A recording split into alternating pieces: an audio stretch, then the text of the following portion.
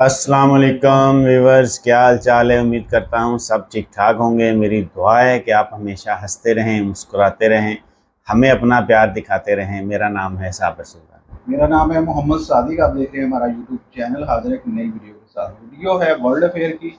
मिलकर देखते हैं वीडियो, फिर उस पर करते हैं अपना रिएक्ट। हमारे रिव्यूज़ को जानने के लिए वीडियो के अंत तक लाजमी देखिए। अगर आप हमारे चैनल पर नए हैं, चैनल को लाइक कर दीजिए, सब्सक्राइब कर दीजिए, बेल आइकन प्रेस करना मत भूलिए। करते हैं वीडियो।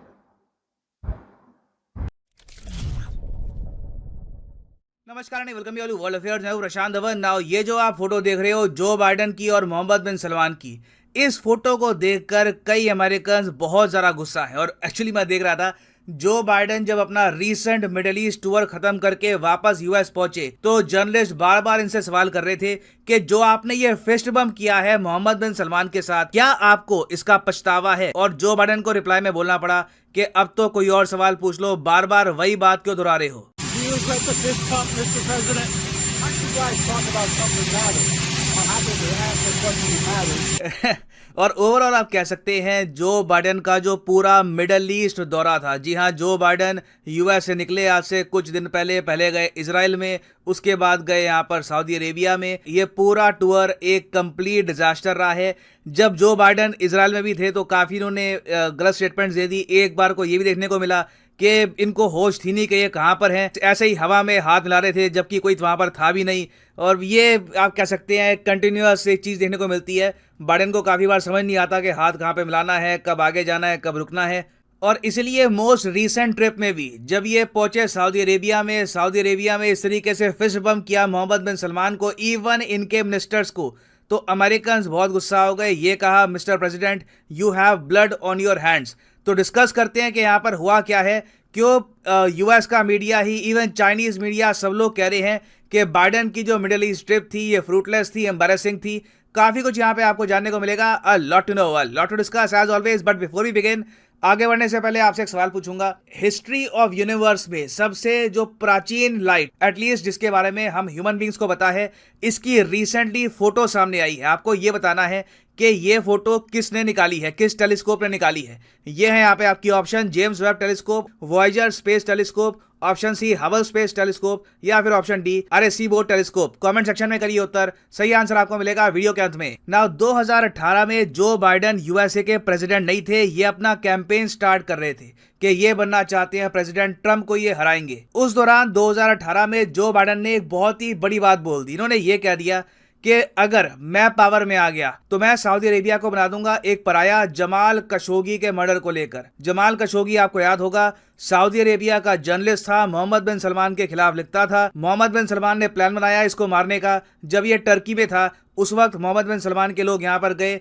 इसको मार के वापस आ गए। और पूरी दुनिया शॉक थी कि किस तरीके से एक जर्नलिस्ट को सऊदी अरेबिया इतना आराम से मार सकता है। तो इस बात को लेकर जो बाइडन काफी गुस्सा थे। उन्होंने ये कहा कि ट्रंप बहुत ज्यादा सॉफ्ट है सऊदी अरेबिया के प्रति, अगर ये पावर में होते तो अच्छे से दंडित करते मोहम्मद बिन सलमान को और सऊदी अरेबिया को। और फिर जब बाइडन पावर में आए तब इन्होंने बिल्कुल सऊदी अरेबिया को दंडित भी किया। 2021 का टाइम था, आप सबको याद होगा। बाइडन ने पावर में आते ही जो भी डिफेंस सेल्स होनी थी यूएसए की टू सऊदी अरेबिया, इन डिफेंस सेल्स को सस्पेंड कर दिया, ये कहकर कि सऊदी अरेबिया ह्यूमन राइट्स की वायलेशन कर रहा है। हालांकि बाद में देखा गया कि $650 मिलियन का एक डिफेंस ऑर्डर था, ये यूएस के पार्लियामेंट ने क्लियर कर दिया सऊदी अरेबिया के लिए, मगर जो और मेजर डील्स थी ये यूएसए ने कर दी थी कैंसिल। और ये अपने आप में देखो सऊदी अरेबिया के लिए एक बहुत ज्यादा शॉकिंग इंसिडेंट था, क्योंकि इनको लगा कि ठीक है जमाल खशोगी का जो मर्डर हुआ है वो इशू ये लोग रेस करते रहेंगे, इसकी वजह से अमेरिका के प्रेसिडेंट पूरे सऊदी अरेबिया को पनिश नहीं करेंगे,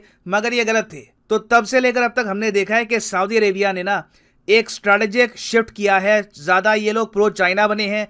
और इवन काफी हद तक आप कह सकते हैं रशिया के साथ जो अपनी इन्वॉल्वमेंट है ये भी बढ़ाई है। अब फॉर एग्जांपल मैं आपको बताता हूं, रिसेंटली रशिया का जो सस्ता तेल है सबने परचेज किया, इंडिया ने परचेज किया, चाइना ने परचेज किया। और आप जान के हैरान होंगे सऊदी अरेबिया ने भी जो ये डिस्काउंटेड रशियन ऑयल है ये परचेज करके अपने स्टॉक में भर लिया है। यहां पर आप देख पाओगे ऑयल रिच सऊदी अरेबिया जो ऑयल खुद बेचता है, इसने डबल कर दिया है इंपोर्ट, मतलब के purchasing of discounted Russian fuel. अब यहां पर आप कहोगे मगर ये करने की आवश्यकता क्या है?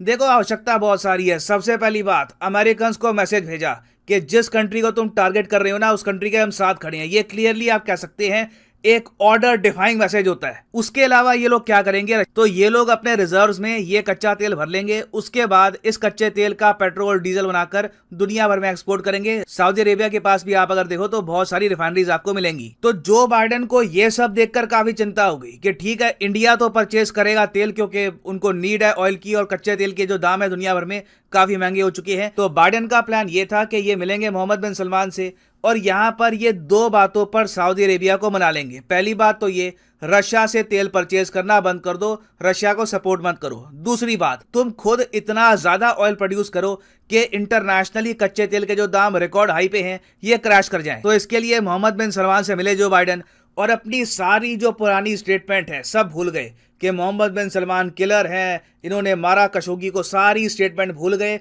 और यहां पर फिस्ट बम कर दिया। बड़े ओपन हार्टेड तरीके से मिले, मगर यूएस मीडिया ने काफी दबाव डाला बाइडेन पे कि ये क्या कर रहे हो, तुम यूएस के प्रेसिडेंट हो, एक बार तुम कह रहे थे 2021 में, अब पलट गए हो 2022 में, इससे हमारी कंट्री की इमेज हर्ट होती है, तो अपना एक स्टांस तो यहाँ पर बनाकर रखो। तो बाइडेन को मजबूरी में आकर ना फिर मोहम्मद बिन सलमान के सामने खशोगी का इंसिडेंट रेस करना पड़ा, और फिर बाइडेन ने मीडिया को बताया कि हाँ बिल्कुल, मैं मोहम्मद बिन सलमान से मिला, खशोगी के मर्डर का इशू मैंने रेस किया, और उसके रिस्पॉन्स में मोहम्मद बिन सलमान ने मुझको ये कहा कि मैंने ये मर्डर नहीं करवाया था, आपने जो भी स्टेटमेंट्स दी हैं वो गलत है। अब यहां पर आप कहोगे चलो ठीक है, बाइडेन ने ये सब कर दिया, फिर सऊदी अरेबिया मान गया होगा अमेरिका की बात। नहीं, सऊदी अरेबिया कुछ नहीं माना। ये रशिया से भी ऑयल परचेज करेंगे, ये जो अपनी प्रोडक्शन है ये भी नहीं बढ़ाएंगे।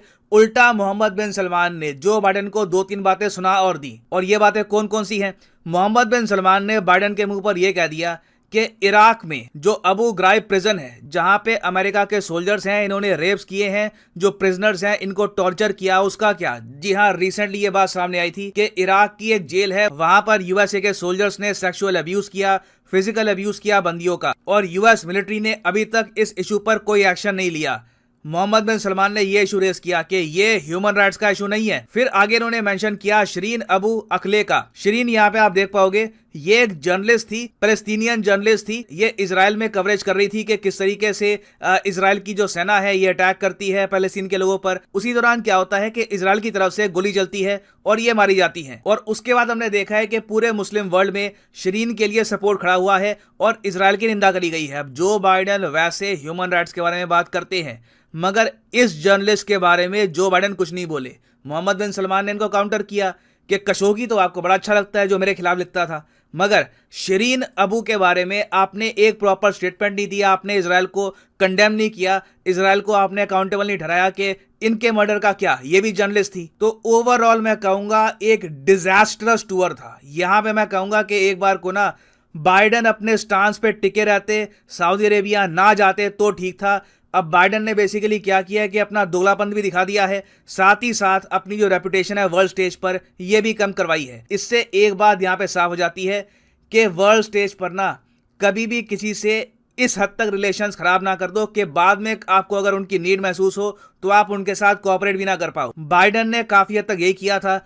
इनको खशोगी मर्डर को लेकर कोई जरूरत नहीं थी कि सऊदी अरेबिया पर इतना प्रेशर डालते। सऊदी अरेबिया यूएसए का पार्टनर कंट्री है। अब फिर आप देख रहे हो आपके सामने ही है कि यूक्रेन वॉर हो गई, दुनिया भर में ऑयल के प्राइसेस बढ़े हुए हैं, यूएस चाहता है सऊदी अरेबिया की कोऑपरेशन, मगर कोई कोऑपरेशन अभी के लिए नहीं मिल रही ना। वापस आते हैं अपने क्वेश्चन की तरफ कि oldest documented light in history, ये आज के समय न्यूज में है, ये किस टेलीस्कोप ने कैप्चर करी है। तो सही उत्तर यहाँ पे है option A, James Webb telescope. NASA और बाइडेन ने मिलकर ये इमेज दुनिया के सामने शेयर करी थी और ये कहा था कि this is the oldest documented light in history of the universe from 13 billion years. Let me say that again, 13 billion years ago. और फाइनली यहाँ पर मैं जी, तो व्यूअर्स वीडियो हमने देखा, वीडियो था जो बाइडेन का दौरा था सऊदी अरेबिया का, और सऊदी अरेबिया और अमेरिका के पिछले काफ़ी टाइम से, जब से ये जो बाइडेन आए हैं, उनके मामलात अच्छे नहीं चल रहे। एक टाइम था कि अमेरिका और सऊदी अरेबिया हमेशा से अमेरिका की झोली में बैठा रहता था, और अपने जो मिडल ईस्ट के जितने भी हैं अरब कंट्री हैं उनके साथ उनको दबाता भी था, उनको जिसको दिल करता था मार भी लेता था। यानी कि ये यहाँ पे एक अपना ही अलग ही इसका ताकतवर का जो कानून होता है वो चल रहा था। लेकिन सऊदी अरेबिया किसी से डिक्टेशन नहीं लेता, वो अपने मामलात पे अड़ा रहता है। जिस तरह से वो जमाल खशोगी का कत्ल, जो कि एक सहाफ़ी था और इन जो बादशाहों के खिलाफ लिखता था कि इनकी ज़िंदगी किस तरह से है, इनके लाइफस्टाइल किस तरह से है, ये किस तरह से मज़ालिम ढाते हैं लोगों पे, इस तरह की चीज़ें जब बाहर आना शुरू हुई तो उसका मर्डर करवा दिया गया। अब हकीकत क्या है ये तो अल्लाह ही बेहतर जानता है, ऑन द रिकॉर्ड पे चीज़ें कुछ नहीं है। उसको तुर्की में कत्ल करवा दिया गया और उसका इल्ज़ाम आया मोहम्मद बिन सलमान पे कि इसने ये करवा दिया है। और यूरोप और दूसरे सारे लोगों को कुछ चीज़ मिल गई मोहम्मद बिन सलमान के खिलाफ और उसको पुट करने लगे और इसको अपनी इलेक्शन मुहिम का भी हिस्सा बनाया जो बाइडन ने, जिसकी वजह से मोहम्मद बिन सलमान ने अपनी नाराज़गी रखी इनसे और अभी तक भी उन्होंने नाराज़गी का इजहार भी किया। जब वो खुद आए सऊदी अरेबिया उन्होंने उनकी कोई बात भी नहीं मानी और प्रशासन ने बिल्कुल ठीक कहा कि जो वो रशियन ऑयल परचेज कर रहे हैं उसको वो और दुगना करेंगे। उनकी एक और स्टेटमेंट आई है और वो उसको ख़रीदना बंद भी नहीं करेंगे और जो अपने जो दफ़ाई मामलात हैं जो कि डिपेंड करता है सऊदी अरेबिया अमेरिका पे एक टाइम के लिए, अब वो रशिया की तरफ और चाइना की तरफ झुक रहा है। ये भी अमेरिका के लिए परेशान कुन बात है कि जितना भी वो डिफेंस का बजट खरीद रहे थे अमेरिका से, अमेरिका तो इतनी महंगी डील्स होती हैं उनकी जो दिफाई बजट की होती हैं, वो जब खरीदते हैं वहाँ से अमेरिका से, तो अमेरिका का ये भी बहुत बड़ा नुकसान है और इस नुकसान का टोटल जिम्मेदार जो बाइडन है और जो बाइडन हिस्ट्री का सबसे अनपॉपुलर प्रेसिडेंट है अमेरिका का। अमेरिका का क्या पूरी दुनिया का। यहाँ पे लोग कह रहे हैं कि वो हमारे जो साबका थे इमरान खान उनको कॉल नहीं कर रहा या उनकी उनको एक कॉल तक नहीं की, लेकिन उनकी खुद की पॉपुलैरिटी कोई इतनी ख़ास नहीं है कि लोग उनकी तरफ मुतवज्जो हों और उनके तरफ मेल-जोल बढ़ाएँ। और एक सऊदी अरेबिया को ही ले लें, किस तरह से उन्होंने उनको उनकी ही बातों को उन पे ही ले, जैसे अबू ग़रीब जेल है इराक़ में जिसमें ये लोगों पर बदतरीन तशद्दुद करते हैं, उनको मारते हैं और इंसानी हकूक़ की खिलाफ़ वर्जी करते हैं, वहाँ पे इनको ये सारी चीज़ें याद नहीं आती। हाँ, अगर कोई मुस्लिम कंट्री कर ले तो इनको हर चीज़ याद आ जाती है। अब अगर इंडिया में कोई चीज़ हो जो तो फट से अमेरिकन का बयान आ जाता है कि ये इन्होंने माइनॉरिटी के साथ ये कर दिया, वहाँ पे कोई मज़ाहिब महफूज नहीं है और वहाँ पे दूसरे लोगों को जीने का हक नहीं मिलता, लेकिन खुद के इनके मामलात इस तरह के उस पर कोई बात भी ना करे। लेकिन अब दुनिया क्योंकि डिजिटल वर्ल्ड है, अब दुनिया बात करती भी है और उस बात पे रुक भी जाती है, अकड़ भी जाती है और जो बाइडन ने उसका पूरा उनको बताया भी है कि जो चीज़ आप हमारे खिलाफ करेंगे तो हम भी हक रखते हैं आपके खिलाफ जाने का। बिल्कुल जी, इस बात के ऊपर जो है ना देखेंगे ये जो दौरा मिडल ईस्ट का किया है जो बाइडन साहब ने, इनको वो कहते हैं ना जिस तरह से हमारे पीएम साहब गए थे दौरा करने काफ़ी ममालिक का, जिस तरह उनको किसी ने घास नहीं डाली, इसी तरह ये सेम जो है ना वो जो बाइडन साहब के साथ हुआ है। इसराइल में भी गए, वहाँ पे भी वो जगनसाई का बाइस बने, वहाँ पे जो प्रेस कॉन्फ्रेंस करते हैं वहाँ पे भी उन्होंने वो उस तरीके से नहीं वी वेलकम किया जिस तरह से ट्रंप को किया था। ट्रंप भी गया था वहाँ पे, ट्रंप सऊदी अरेबिया भी आया। लेकिन ये बदकिस्मती है जो बाइडन साहब की कि वो उस तरह पॉपुलर नहीं हो सके। कुछ उनके फैसले भी इस तरह के हैं कि वो अवाम में जो है ना मकबूल नहीं हुए, बल्कि अवाम उसके ख़िलाफ़ जो है ना प्रोटेस्ट करती है कि भाई आप हमारे प्रेसिडेंट हैं, आपने जो बात करनी है उसके ऊपर आपने इम्प्लीमेंट करके दिखाना है। वो एशियन अवाम थोड़ी है कि उसने जो कह दिया आज कुछ बयान आ गया, कल वो कुछ बयान तो कह दीजिए ये तो सियासी बयान था, ये तो हमारा वो इंतखाबी बयान था, तो हमारा फलाना बयान था। वो कहते जो आपने कहा है उस पर इम्प्लीमेंट करके दिखाएं, वरना अगर आप प्रेसिडेंट हैं तो आप रिज़ाइन कर दें। अवाम वहाँ पे प्रोटेस्ट करती है और जवाब देना पड़ता है और उन्होंने जवाब मांगा भी है। 1 साल पहले आप कह रहे थे कि मोहम्मद बिन सलमान जो है वो ये था, ये कातिल है, ये सब कुछ है, और आज आप जाके उसके साथ हैंडशेक कर रहे हैं और आप उसके साथ मीटिंग कर रहे हैं और आगे से उसने कुछ भी उसको माना नहीं, उनकी कोई भी बात जो है ना वो मानी नहीं। उन्होंने कहा आप उस सहाफ़ी के कत्ल की बात कर रहे हैं लेकिन जो इसराइल की गोली से मर गई उसके उस सहाफ़ी के ऊपर आपने कभी एक स्टेटमेंट भी नहीं दिया। इराक़ के अंदर आपके फ़ौजियों ने जो वहाँ पे जो कुछ किया, इंसानी हकूक़ की खिलाफ वर्जियाँ की हैं, वहाँ पे आपकी ज़ुबान से एक लफ्ज़ नहीं निकला। तो ये चीज़ें आपको नज़र आती हैं। जो हमारी तरफ से हो जाए कोई छोटी मोटी गलती उसको भी आप हाईलाइट करते हैं, लेकिन आप लोगों की तरफ से, आपकी मिलिट्री की तरफ से या आपकी इस्टेब्लिशमेंट की तरफ से कोई बात भी हो जाए, तबाह हो जाए, ममालिक आप तबाह कर देते हैं, उसके ऊपर आपकी ज़ुबान से कभी लफ्ज़ नहीं निकला। और इतने सख्त स्टेटमेंट ये पहली दफ़ा सऊदी अरेबिया की तरफ से आए हैं, वो भी अमेरिका के लिए। और इसके ऊपर भी अमेरिका को सोचना चाहिए क्योंकि अब जो दुनिया बदल रही है, अब ग्लोबल विलेज जो है ना वो सारी दुनिया के अंदर, अब दुनिया के अंदर सब ऐसे नहीं हो सकता जैसे पहले 90 में था कि जो चाहे जिसके ऊपर जाए जब चाहे हमला कर दे, जो बयान दे दिया, क्योंकि अवाम तक उस वक्त मीडिया के जरिए बात पहुंचती नहीं थी। अब एक बात होती है तो वो सोशल मीडिया पे महफूज है, लोग उसी वक्त सर्च करते हैं, हाँ जी आपने 1 साल पहले ये बात की थी, आपने 4 साल पहले ये बात की थी, आपने 11 साल पहले ये बात की थी, तो फिर उस बात के ऊपर उनको जवाब देना पड़ता है। अवाम अब जवाब मांगते हैं, चाहे वो अमेरिकन प्रेसिडेंट हो, चाहे वो पाकिस्तान का हो, चाहे वो इंडिया का हो या चाइना का या रशिया का, सबकी अवाम अब जवाब मांगती है, क्योंकि आहिस्ता आहिस्ता जैसे जैसे हम तलीम हासिल करते जा रहे हैं या जैसे जैसे दुनिया तरक्की करती जा रही है और लोग जो है एक दूसरे के साथ कनेक्ट हो रहे हैं, दुनिया की खबर एक दूसरे के ज़रिए रख रहे हैं, तो फिर लोग जवाब मांगते, तो अब जवाब देना पड़ेगा।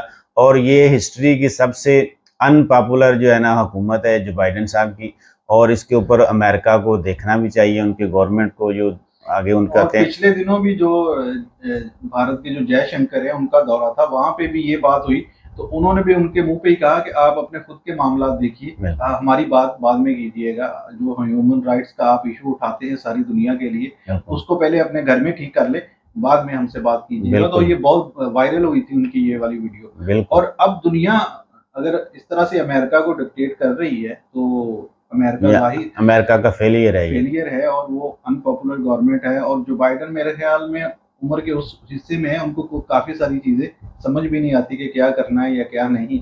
और मोहम्मद बिन सलमान उनका फ़ोन नहीं उठाता और हमारे जो हुक्मरान थे उनका जो बाइडेन नहीं उठाता, और ये गेम चलती रहती है, कोई लाइक होती है कभी डिसलाइक होती है सारी दुनिया के लिए। आप दुनिया का नक्शा चेंज हो रहा है, यहाँ पे ताकतवर जो थे वो अब नीचे आ रहे हैं और जो नीचे से वो ऊपर जा रहे हैं। अब आने वाले दिनों में दुनिया के जो पावरफुल कंट्रीज हैं उनका अलग से एक ब्लॉक बन रहा है, और जिसमें रशिया लीड कर रहा है सारी दुनिया को, चाइना लीड कर रहा है, रशिया और चाइना मिलके एक ब्लॉक बना रहे हैं। और मेरा ख्याल में कि सारी दुनिया उसकी तरफ ही जा रही है। आई होप सो हमारी वीडियो आपको अच्छी लगी होगी। वीडियो अच्छी लगी लाइक करें, शेयर करें, सब्सक्राइब करें। वीडियो को देखने का शुक्रिया। अल्लाह हाफिज़।